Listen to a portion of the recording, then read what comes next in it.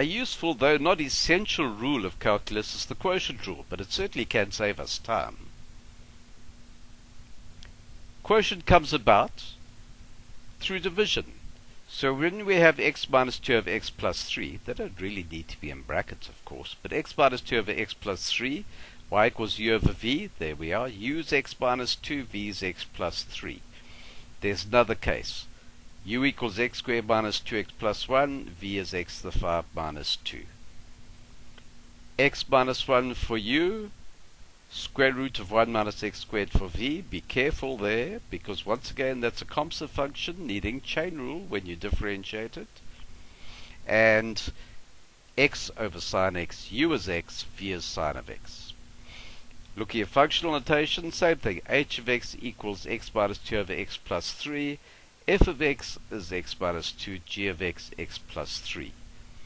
F of x, x minus 1, g of x, the square root of 1 minus x squared.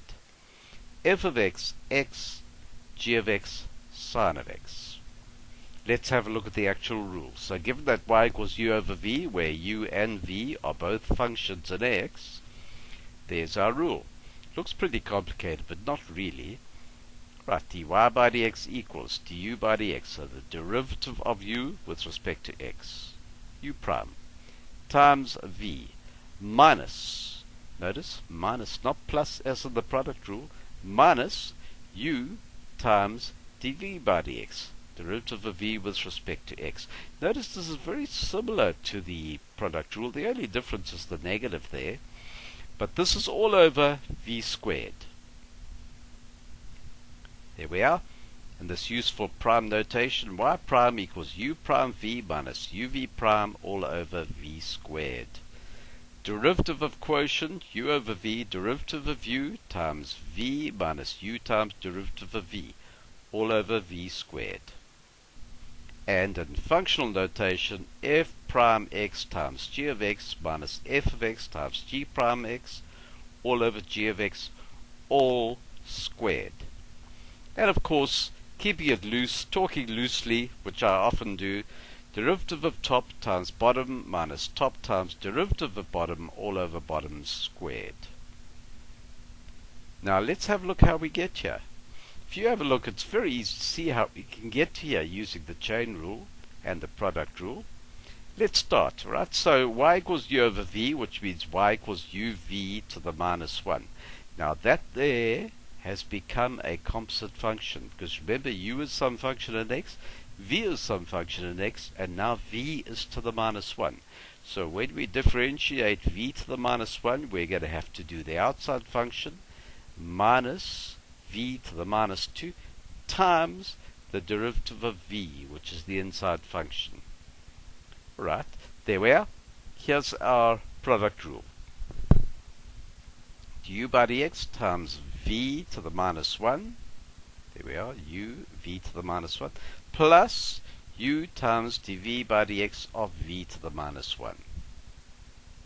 That gives us, same thing here. Now here's the chain rule I was talking about, minus 1v to the minus 2, minus v to the minus 2, times dv by dx, because v is the inside function. Now if we simplify that, we end up with that, because that du by dx is going to go over v, so that we get a positive exponent. U times dv by dx is going to go over v squared to get a positive exponent, and with a common denominator we end up with that, which gives us that, which is of course our quotient rule. Let's do an example. Here we are. U is the top, v is the bottom. Now remember, derivative of top times bottom minus top times derivative of bottom all over bottom squared. So therefore, we're going to end up with derivative of top 3x squared minus 2 times the bottom, which is 5x plus 3, minus, not plus, minus top, which is x cubed minus 2x, times derivative of the bottom, so it's 5, all over the bottom squared, v squared. And to simplify that, we multiply it out, and there it is in simplest form. Let's have a look at this one. Top x, bottom square root 1 minus x. So therefore we recognize u and v. U is x and v is 1 minus x to the half. Notice that when we're using quotient rule, we would not say 1 minus x to the minus half. We only do that if we're using product rule instead of quotient rule. But quotient rule allows the fact that that comes from the bottom. Notice when we started with f of x over g of x, it's g of x there and g prime there. So now there is our formula, u prime v minus uv prime over v squared, which therefore gives us this. U prime, derivative of u, 1, times v, 1 minus x to the half, minus, u, which is x, times derivative of v, and this is your chain rule, half 1 minus x to the minus half for the outside function, half 1 minus x to the minus half, times the derivative of the inside. Don't forget that. So many people actually forget that out. You will lose a mark, if not all your marks. All over 1 minus x. Why 1 minus x? Oh, well, of course, v squared, and v is the square root. So when we square a square root, we end up with the function. Now, oh, this is terrible to simplify. But I'm going to show you a technique which is very useful. You remember cancelling.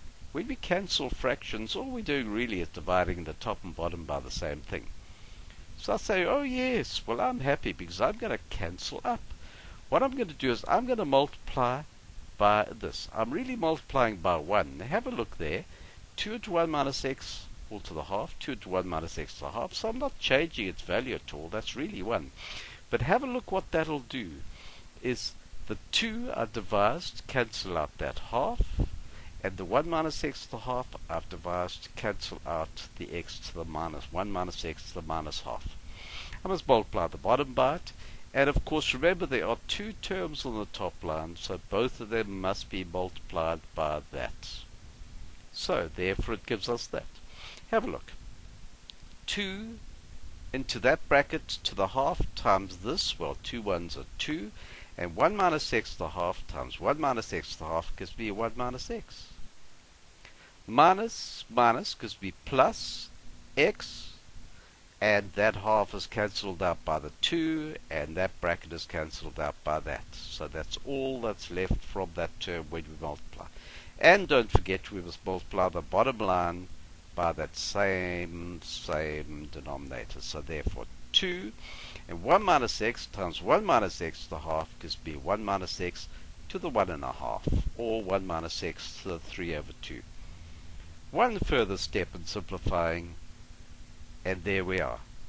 Isn't science wonderful? Such a clever little step.